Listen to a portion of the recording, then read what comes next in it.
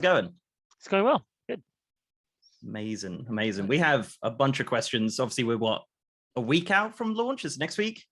Well, it's less than a week now, right? We're looking at 5 days.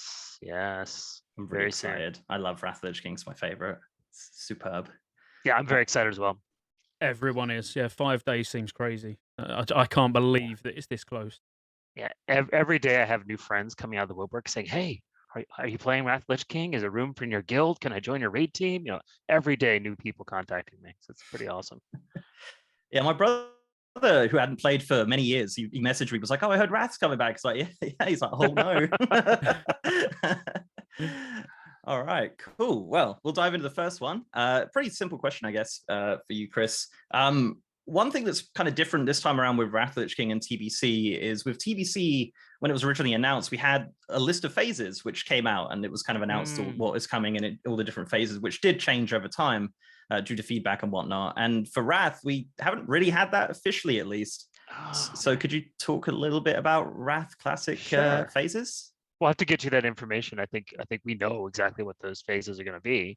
So obviously, we're starting at the beginning. With launch, initially no raids are available, just dungeons available. Winter Grasp is available from day one. As soon as you hit level 71, you can get in there. And then a week later, a week after, I think it's Thursday after launch, the raids will become available. And that includes the Vault of Archivon, which you'll be able to get to if someone on your server has won Winter Grasp.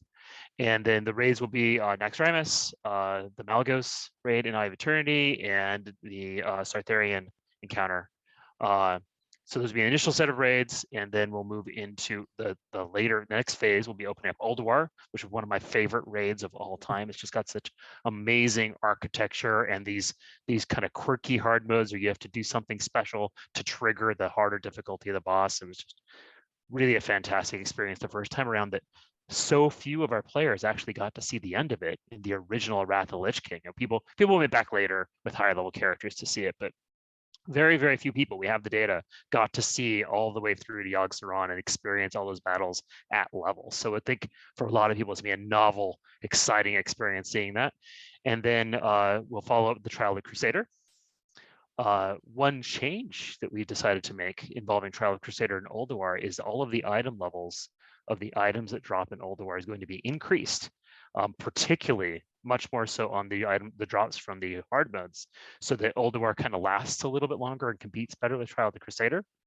Our goal there is that items from heroic or hard mode Ulduar bosses will be a little better than the items you get out of normal Trial of the Crusader. So when you've got your guild of people is like, hey, I want to go back and still do those hard modes in Ulduar. The first time around, people are like, yeah, this loot here is better. I don't want to go. This time, like, oh yeah, there's a best in slot item for me. There's this really amazing item for me that I could get off that hard mode. Let's go back. Let's beat it. Let's do Yogg-Saron Zero Lights. Let's do that crazy difficult stuff. So Trial of Crusader then will be in Ulduar kind of running at the same time a little bit there. And then finally after Trial of the Crusader, which also includes one new dungeon, the final raid tier will be Icecrown Citadel, which has 3 new dungeons. And of course, that's the battle all the way through to fight the Lich King himself. It's kind of the whole story of Arthas from beginning to end gets told in Northrend, and that's kind of the final chapter. Where are the dragons going to slot in there? So we've got obviously Onyxia. I assume we're getting Onyxia? Yeah. Oh, yeah. Onyxia, if I remember correctly, so I'm not 100% on this one, Onyxia comes in right between Ulduar and Trial of the Crusader, or around there. It's around Trial of the Crusader. I honestly don't remember because I always forget about the Onyxia anniversary. It's kind of a side thing. And of course, we have the final dragon encounter at the end after Icecrown Citadel, and that will happen sometime after Icecrown Citadel opens. We don't have the exact calendar on that set, I don't think. Would that be an individual phase? So Ruby Sanctum, yeah, would that I don't be think, like a phase 5, or is it just going to be like an addition? It'll be an addition. Like we might, I can't say for sure yet because we haven't figured out all the details, but I can imagine we'll have all of the data set up at the same time Icecrown Citadel's data set up, but we'll have an unlock at some later date where we can just unlock your ability to go there. That's probably how I imagine it would work. Yeah. And then Ruby Sanctum is kind of that final chapter on Wrathlich King. Cool. So while we're talking about sort of timeline in general, obviously with TBC basically coming to a close now, it was around. It was actually just under a year, I believe, between TBC launching and then the final phase hitting as well. So when Sunwell opened, obviously to some that seemed a bit quick. To others, it was just right. You know, obviously you're never going to be able to please everyone. We know that. Do we expect a similar amount of time in Northrend? I Or think we're longer? planning on taking longer this time. Like it's Okay, going to good be. news. I think we're thinking more like closer, not quite a year and a half. I think, but definitely longer than we took on Burning Crusade to go through it all. We felt like some of the phases of Burning Crusade we went through maybe a little bit too fast, so we're doing a little bit more measured pace for Sunwell for ice cream. Yeah, for Wrathlich King. That's cool. And you mentioned obviously about the Alderweireld buffing the items. You know, that's been well received, and that's going to have a number of changes. You know, to classes because they're going to have access to more armor pen, for example, or more crit, or more haste, whatever. Right. Is that set in stone? You know, is that we doing that now? I You know, think before it was just an idea, wasn't right. So we tried a few different ideas. I can kind of walk you through the process in that. We knew that we felt very strongly that the first time around, Alderweireld didn't really get the room to breathe and to really get everybody to see the end of it. It got kind of cut off by Trial of the Crusader. So we knew we wanted to make some kind of a change to make Alderweireld last longer. And the first idea we floated, which was my idea, I'll take ownership of it, was that, well, what if we took the Trial of the Crusader items and we lowered their item level a little bit so that Alderweireld lasted longer, and then might make us lower Ice Crown Citadel item levels a little bit as well. And the downside to that is that a lot of people in the community are looking forward to their characters kind of getting into that overpowered state at the end of Wrathlich King, where their stats are just so crazy high that ridiculous things start happening. I have to admit, as the system designer, the guy who comes up with the numbers, and I actually came up with all the original numbers for Wrathlich King and balanced all those, I swore we are not going to need something like Sunwell Radiance again. We're not going to have a debuff that reduces everybody's dodge chance or anything like that. So I tried to plan to make sure it wouldn't happen. We had more raid tiers and more hard modes happen during Wrathlich Kingdom was planned back, when we were first building it. It kind of ideas grew as we built the expansion. So I was trying to fix that. I'll admit that. So players didn't like that when we decided instead, well, make it a bonus, right? That's our design philosophy. Lean into that. So instead, we're raising the item level on Alderweireld drops, which sounds crazier than it is. The plan is to raise the item level on the normal Alderweireld drops by 6 item levels, which actually is very reasonable because otherwise Alderweireld 25 drops are the exact same item level as Kel'Thuzad drops. And I even remember back when I first did Alderweireld, it's like, oh, this is a little bit disappointing. I've got something just as good off Kel'Thuzad as what this guy just dropped. Like, why are we doing this new thing, right? So raising those up 6 actually feels more appropriate. And then only 2/3 of the bosses even have hard modes. And they only drop 1 item a week. And that 1 item being now 13 more item levels higher means that item is crazy powerful compared to everything else you can get, but you get very few of them. You got to decide carefully, who do they go to? What do you use them for? And you look forward to them. So it sounds like it's a lot of increased power, but it's not a tremendous amount. It actually makes the whole expansion flow better. Is that across the board? Sorry, is that 10 Yeah. man as well? It's 10 and 25, or Yes, just 10 will 25? get the exact same change. Okay, that's cool. Yes, 10 will get in terms of the bump up, not what its item level will be. Just to elaborating more on some of those ideas, one of the ideas that we floated also, because we're floating different ideas in the community because we wanted to get community feedback, find out what do people like, what do they think is a bad idea. One of the ideas we floated was, what if 10 and 25 shared a lockout?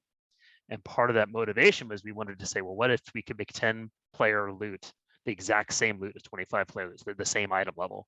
Because so it always been like 10 loot was worse, and in our philosophy back then. And the more mature philosophy from the mainline game has been that, it doesn't matter what your raid size is, you get the same power loot either way. So we were trying that idea out, but we didn't want to make people unable to do both 10 and 25 because some people, they have different groups of people they play with. Yeah, I play with my, Friday night buddies doing 10, and then I do them with my serious team. We do the 25s. It's, people wanted to still have those social groups. We didn't mess that up, and that required the 10 player loot staying not as good as the 25 loot. But we are going to make a change.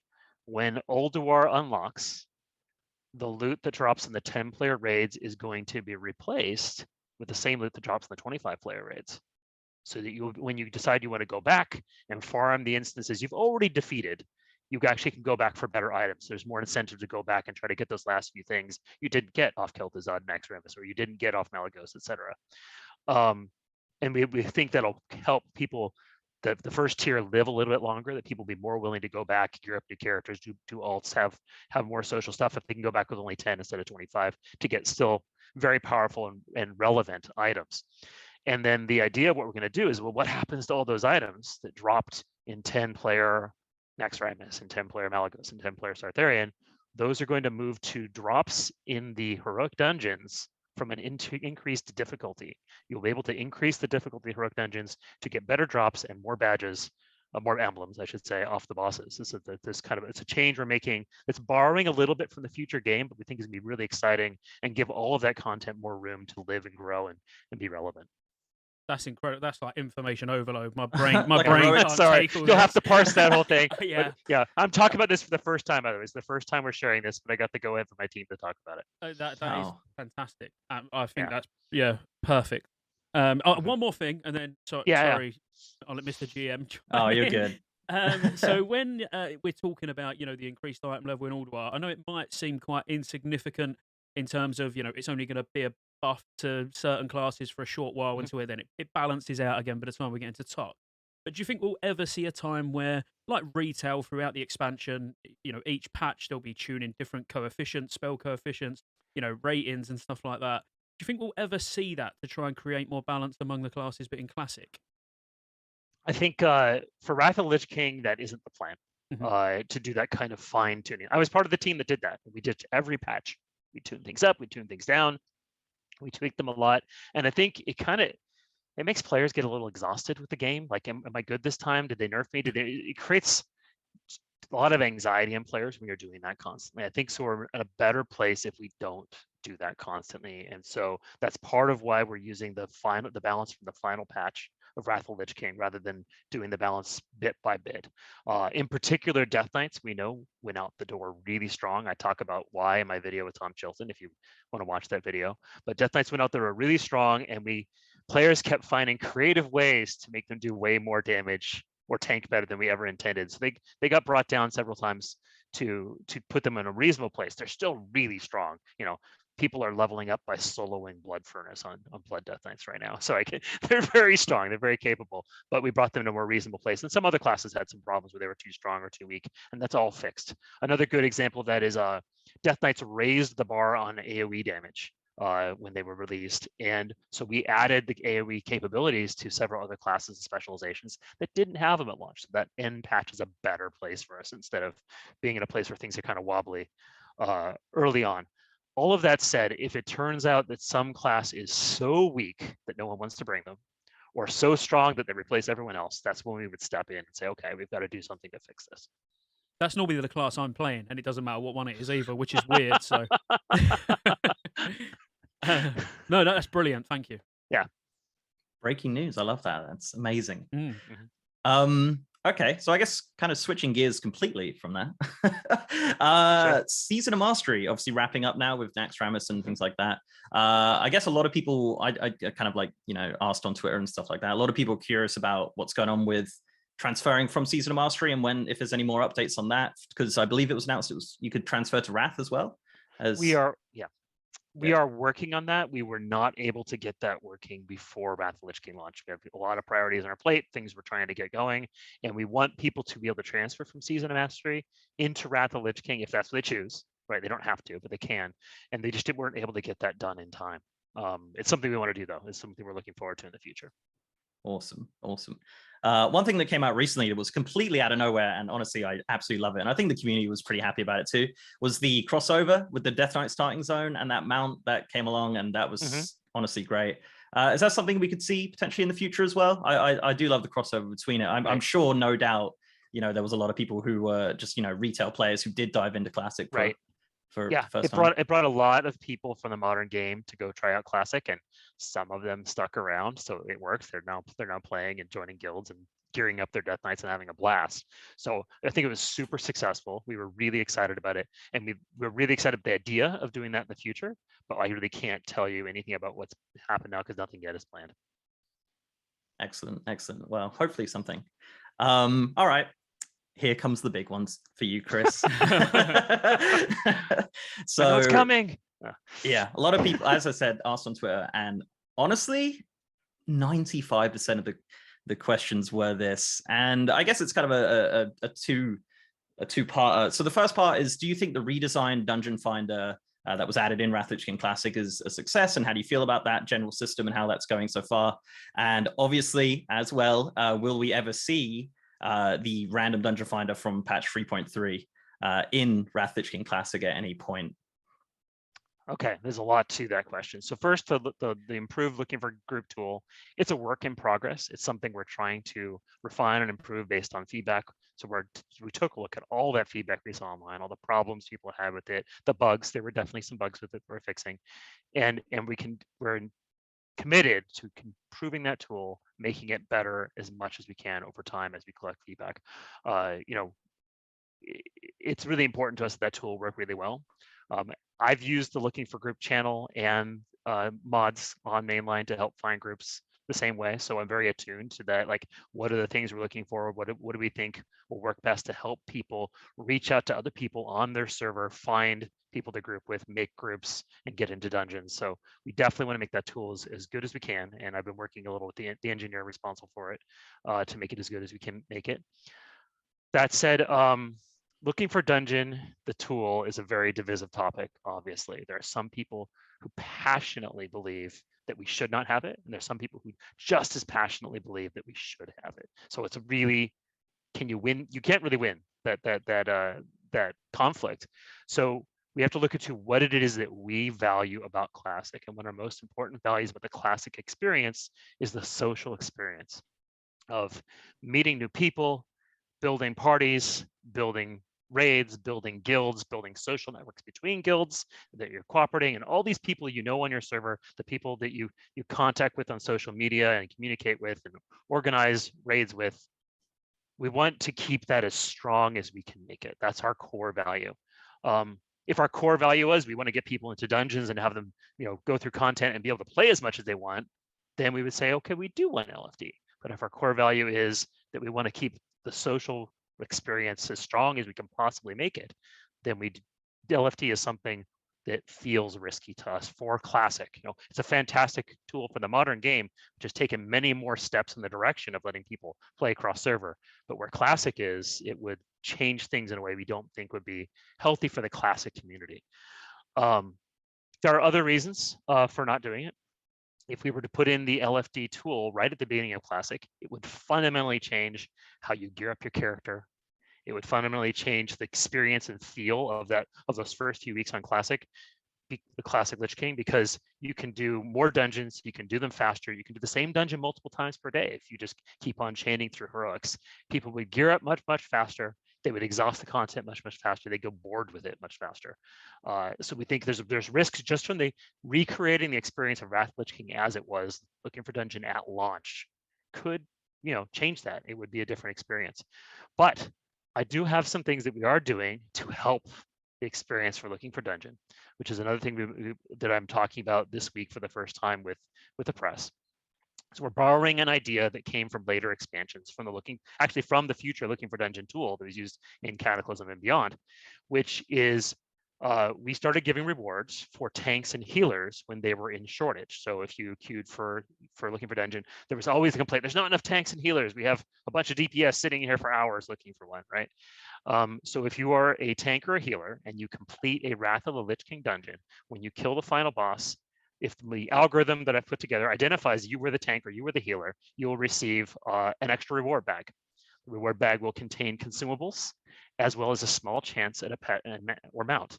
And the idea here is if tanks and healers can get their consumables that they need to go to raids each week from going to heroic dungeons or regular dungeons, then they don't need to be out in the world farming for those things instead, or on an alt farming for those things. So there'll be more tanks and healers in the dungeon queues or in the groups looking for dungeons. So everyone will have an easier time getting a dungeon by increasing that supply of tanks and healers. And that's already implemented in Wrathlich King for launch. Giving us too much information. I can't handle it. Chris, I gotta ask, what's the mount? Yeah, that's what I was about to ask. Oh, yeah, it's similar to what was done in later expansions. It draws from amounts from previous expansions that you can get. So there is a very very, very, very tiny chance of Baron Rivendell's mount, but it's there because there's always a tiny chance. Even like the Cataclysm LFD tool had a very small chance of Baron Rivendell's mount, as well as the mounts from trying to remember the other mounts. The mount from Kael'thas and the mount from Sethekk Halls. Those three are all possible for the mounts, and there's a bunch of pets that are also very hard to get that are available that way. Well, yeah, we're all re-rolling. But it's a small chance. It's a small chance. Yeah. That's If incredible. that makes more people make tanks or more healers so that more people can do dungeons, that's fantastic. That's amazing. Yeah. Can we just have random dungeon finder though? I mean, you can tell what camp I'm in. It's like I just want it. I just want it, and I'm not scared to say it. You know. Yeah, I understand why you want it. But right now the plan is not to put it into the game. Okay, that's fair enough. So what about Right. the pet from the achievement? Because it was mentioned in I think one of the very Yes. first development updates that you've not forgot about Perky. I think that's its name, Yes. Perky Pug. What's going on with that? Yes. We will find a way to deliver to the Perky Pug using some of the same techniques that we're using to identify who the tank and healer is. Right. Right. We can use that to keep track of how many times you go into a dungeon. Okay. Cool. So it has not yet been implemented though, so it's not in yet, but we will get it in. But it will be in. Okay, that's cool. So slightly off topic, but it's something that you mentioned yourself about Death Knight solo in Blood Furnace. So I'm about to become one of the most hated people on YouTube, but to be fair, it can't get much worse. So a lot of people are already planning how they're going to level, to 80, what they're going to do in Wrath. And obviously you would have seen yourself and you'll all be aware, solo in Utgard Keep, solo in Nexus, solo in Old Kingdom, all of this, with very, very high-end TBC gear seems like a very popular way. Is this something that is like, it's just going to be left as it is? Because I know there's been a lot of changes to ways of getting XP. Like, for example, stacking up on the fishing item from TBC. Right. That got changed. It's more like, are we safe to prep? And that side of things is not going to get nerfed? Or was it not on your radar and I've just ruined it for everyone? Nothing is on my radar about that. We don't have a big problem with people doing that. At least I don't. If you can find ways to use all the gear that you earned from someone Black Temple to go through and solo a dungeon as a tank, then have a blast, have fun. I'm not sure it's going to be the fastest way to get to max level personally. I think you probably get there faster working with a team of other people. But if that's what's entertaining for you, we're not here to stop you from having your fun. Let's see, I did have something else I was going to say on that. I do want to point out that those rewards for being a tank and healer do require you to be in a group. So if you're solo tanking, you will not have a chance at those rewards. You'll need to bring a group with you to have a chance at those rewards. Okay. And just on that, sorry, going back. So do you have to be using the LFG tool, or technically could you put a guild group together and you'll still get the reward? You could put any group together. It doesn't have any knowledge, because the LFG tool is just a tool to help you find friends. It's not a contract. It's not putting you in the dungeon. So any group you put together. Okay, cool. Excellent. Amazing. So one thing that was mentioned a while back, there was, I believe it was a change in philosophy or something like that with the Wrathlich King built-in quest helper. I believe originally it wasn't planned, and then I think it came out that there's potentially coming eventually. Do you have any updates on that one? I know that's something we have as a work in progress. It just was more work to get it back working correctly than we had time to get done to get Wrathlich King out. Initially, our thought was, it wasn't something we had at launch, so it's not something we should try to have in Lich King at launch. It was added later, really close to the launch of the next expansion. It was kind of part of that. Like, I was there for the process of putting it in. That UI change was made as part of the run up to the next expansion and part of the preparation for it. That said, though, players really want it. Players are using it a lot. It's almost universal that players are using mods to fill that same role, and the mods just aren't quite as good as the built-in UI. So we decided, after really thinking about it more, that we're okay with putting it in. We just didn't have time to get it ready for launch. Excellent, thank you. I've got a very biased one. So I'm playing on. I can't help it. I'm sorry. So I'm playing on the fresh servers, the fresh Wrath servers. By the way, amazing decision to put them on. Put them out.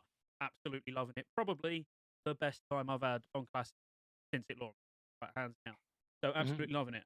How do you feel that it's received? I know it's a bit of a broad question, but do you feel like, has it been received well enough that potentially, if we was to go into Cataclysm, wherever we go next, we might see more of it? Yeah, I think we will keep on doing it. I think Cataclysm, actually, I'm speaking a little bit of the future, but remembering the first time Cataclysm came out, because it changed all the quests out in the world. I leveled up a new character from level 1 during Cataclysm, and on the side for my main character, but to experience all that stuff and to see it. So I think if there's any expansion is most appropriate to, that's the one. But that's the future. But I'm sure because of the popularity, because of the very positive reception, that's something we will definitely be wanting to do for each expansion, probably. Amazing, brilliant. Do you want to end with your last question, because it's probably going to be a big one? Well, we got coming at me. Well, we could do 2, I reckon. Because the first one's just going to be just a real quickie. I actually already know the answer to it, so I weren't ones. going to waste time, but I will anyway. Sorry, it's yours. Go. I It just is know me. because I've just watched Brian Birmingham. What? Oh. There's more in it. Oh no. All right. Well, either way, we'll repeat it. So Joyous Journeys, obviously that was it, 50% buff to XP, amazing. Honestly, I'm sure it brought a lot of people in. It brought me back leveling again during that time. Is this something we might see again in the future to promote people leveling ults? We definitely really liked the reception for Joyous Journeys. I've been leveling up characters at Joyous Journeys too, so I've had a firsthand experience of feeling what it feels like. I think we were concerned that giving a large XP buff like that might damage the flow of questing, right? That you might kind of level up too fast and the quest flow would just get messed up. And honestly, I've been leveling a character and it feels fantastic. It works well. It means you can skip some quests. It means you don't do to every zone, but that's fine. So I think we're likely to consider doing that in the future. It's something we're talking about doing again in the future. We like the reception, but I can't promise anything.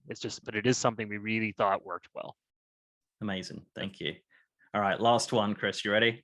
It's a biggie. So Season of Mastery, obviously wrapping up now as well, so I guess it's a 2-part. So what's next for Season of Mastery in regards to, is it going to be a TBC Season of Mastery or something like that? And then obviously elephant in the room, Cataclysm Classic survey came out. Everyone's talking about it. Everyone's speculating what's going to go on. So what's the kind of thoughts on what's next for Wrathlich King Classic after obviously Arthas and the true endgame of Ruby Sanctum is defeated? The epilogue, but yes. We really want, as we move forward, to be driven by what the community of Classic players want. Classic is an experience that only exists because players wanted it. It would never have happened if players hadn't had such a strong demand for it, hadn't expressed how much they wanted it. So we're looking to see, what does the community want to see next? What do you want to see next? Communicate that to us. I spend time reading forums, reading Reddit, going places, social media, seeing what people have to say. All of us on the team do. I know sometimes players get the impression we don't. We definitely spend time reading that stuff, finding out what's going on. We have people who give us reports on what's being said in social media. So let us know what it is you want next. And that survey that leaked is part of trying to find out what is that thing that players want to see next. And based on that, we'll make a decision. I can say that we're really happy with Season of Mastery as the kind of the first of its type, where we tried to make a slightly different World of Warcraft for players to experience, and we're excited to do new things like that. A good example of that is what I talked about earlier about for Wrathlich King. We're going to have an opportunity to do the harder heroic dungeons for the drops that used to be in the next Ramus 10-player dungeon, 10-player raid. That's an idea that only came possible because we're drawing ideas out of Season of Mastery. So, well, this worked at Season of Mastery. Let's try to see if we can do it here. And so we're constantly looking at those ideas, and Season of Mastery helped us kind of figure out what was possible, and we're looking to do more things like that in the future. But again, can't promise anything. You, on the other hand, can go on to social media, can go to things like that league survey and give us your opinion, and that will help us to decide. Excellent. Amazing. Cool. Well, thank you very much for your time, Kris. Really appreciate it. Yeah, thanks, Kris. Awesome answers. And looking forward to Wrathlich King next week. Yeah, me too. Me too. We're all looking forward to it. Everybody's crazy about it on my guild right now. It's awesome. Rightly so. All right. Yeah, thanks again, Kris. That's Yep. brilliant. Thank you. you. Bye-bye. Bye.